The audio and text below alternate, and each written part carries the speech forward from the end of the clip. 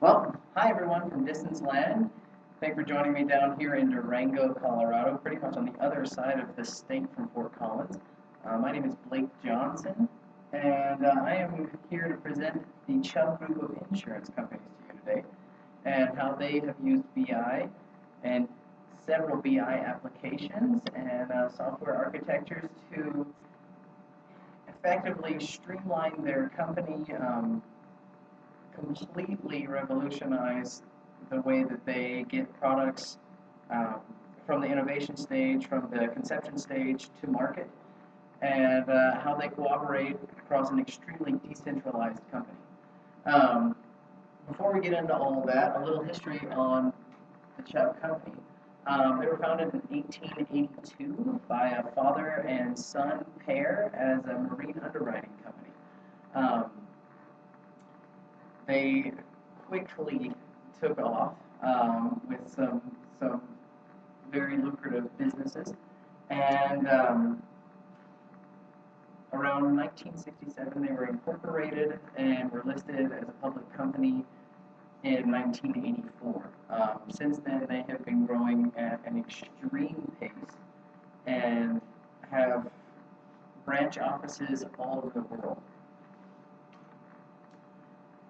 These are just some basic stats on the company. Over 10,000 employees. They work in right at 30 countries. There's 120 offices, so on and so forth.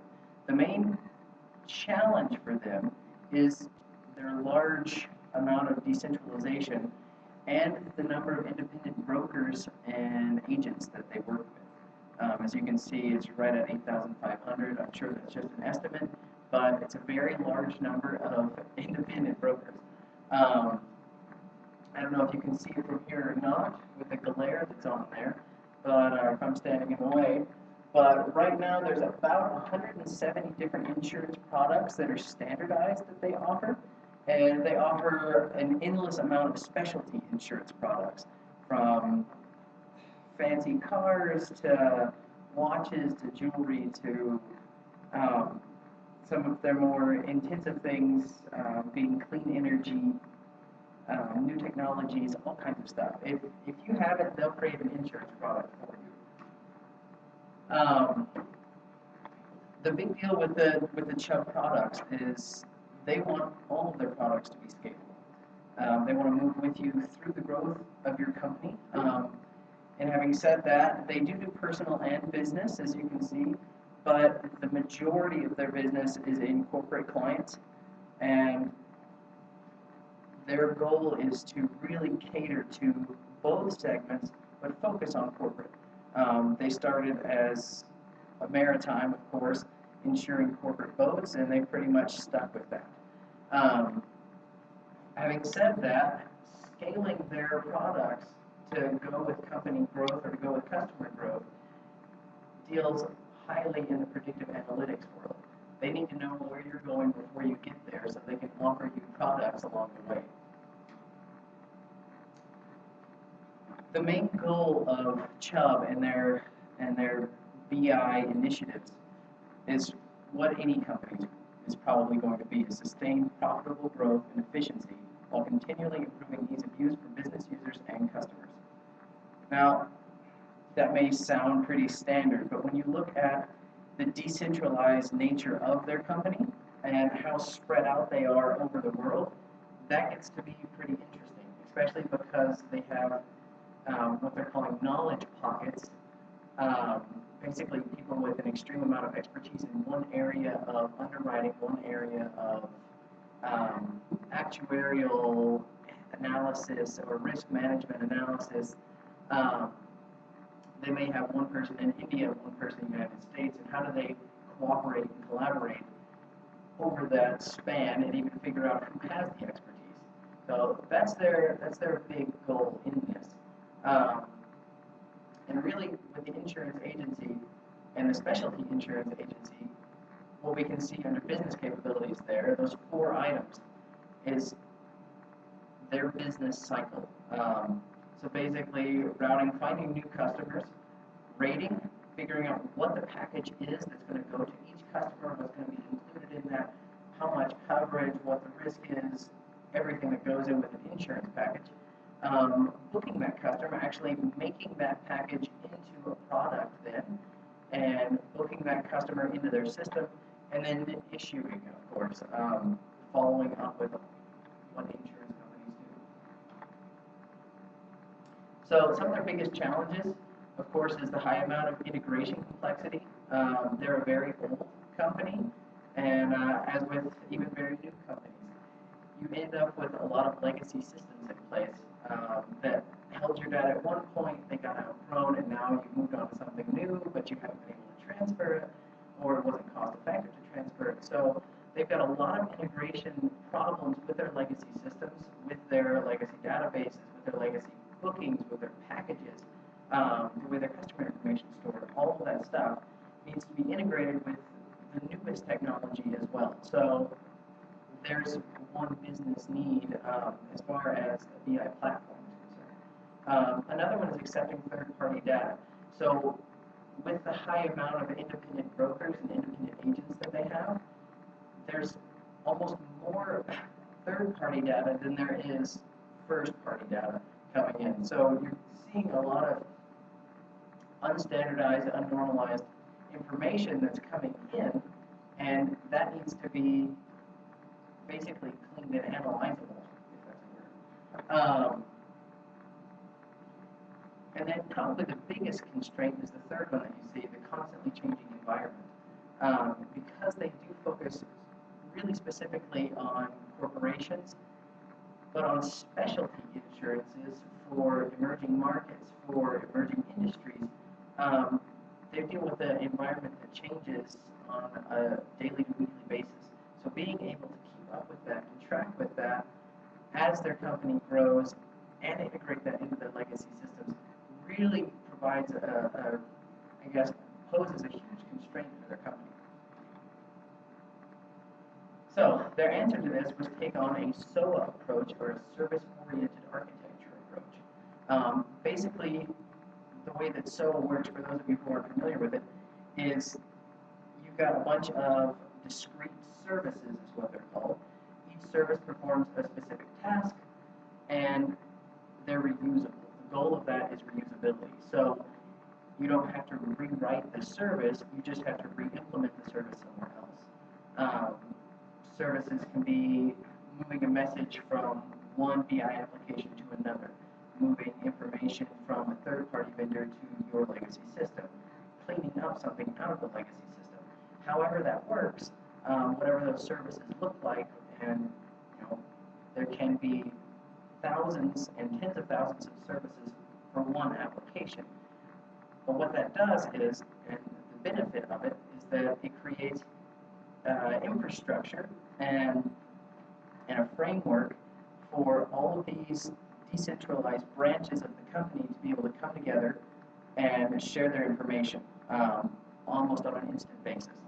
So Chubb had a long struggle with getting the SOA approach in there. They eventually ended falling back on IBM's specific SOA approach to the architecture, and that was in the mid-2000s, and since then they have been skyrocketing in efficiency levels and return on investment.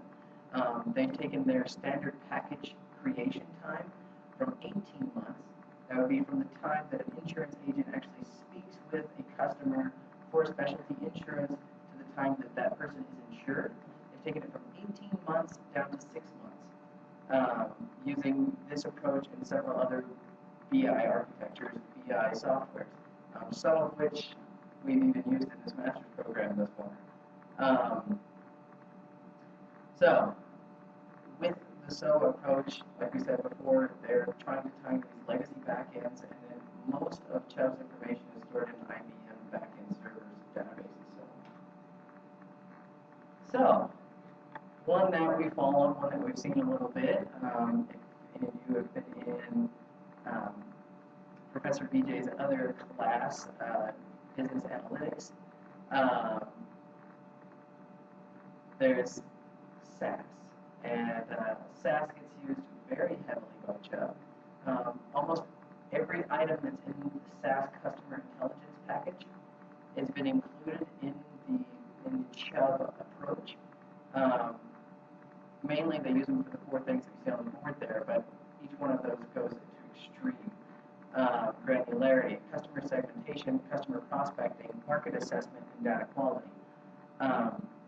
With the SaaS customer intelligence package, you can drill down and see market basket analysis, what people are going to buy next, what people buy together, where the customer is in their life cycle, where the customer is in the insurance life cycle. Lifetime of a customer. The possibilities are really endless, and Chubb uses this almost exclusively for their data mining and customer analysis. And that's just one side of what they use as far as a BI package goes, but you can see how with the specialized insurance industry and this consistently changing environment of what they're supposed to be insuring and how that works and what the risk is, SaaS, predictive analytics, figuring out what people are going to buy next, where they're at in their life cycle, what the risk is potentially, all of those things is a huge, huge advantage. Another thing is Chubb's international head of operations recently, and recently being in the last 5 years, has moved from Amsterdam to the UK.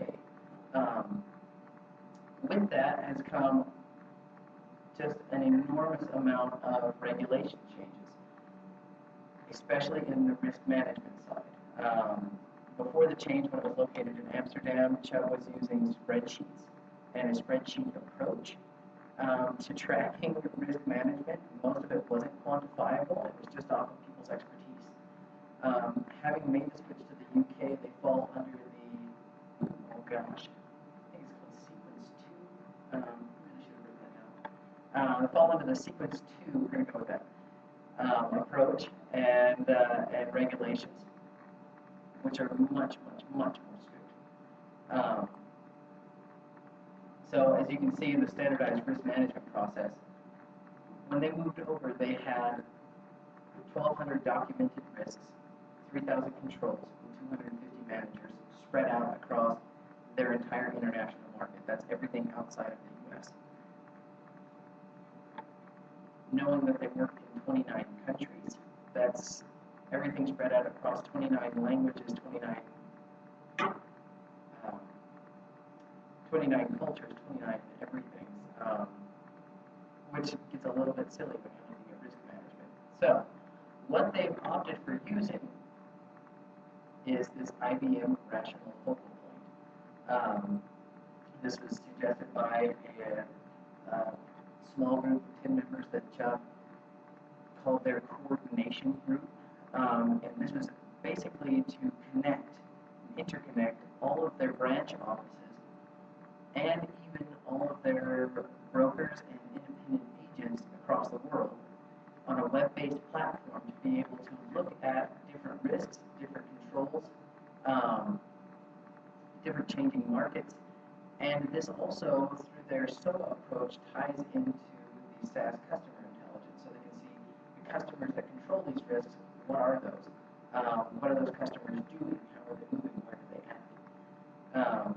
So the SOA approach is really tying these two BI platforms together. Another one that they're using is IBM Cognos. What Cognos has done for them, where I guess if we look at the big picture, SaaS is doing the heavy lifting of analytics, predictive modeling, basic descriptive statistics, customer life cycles, things like that. The rational focal point is bringing everyone together and allowing them to maintain and control their risks better, and really standardize that process. And the IBM Cognos is giving them a standardized reporting system. So again, tracking investment cycles, measuring ROI more accurately, anything that goes along with that. So they've really used this SOA approach to implement 3 different softwares, 3 different technologies, and bring them all together under one roof, which is, in the end, made Chubb a much, much more effective, efficient company when it comes to the return to market time, the time to market, the time that it takes for them to build the package and send it out, and the cooperation that they have on all levels of their multi-tier structure. So I hope this was a little bit of an enlightening presentation on how the Chubb group of insurance companies works and how they use BI in their day-to-day operations. Thank you for your time.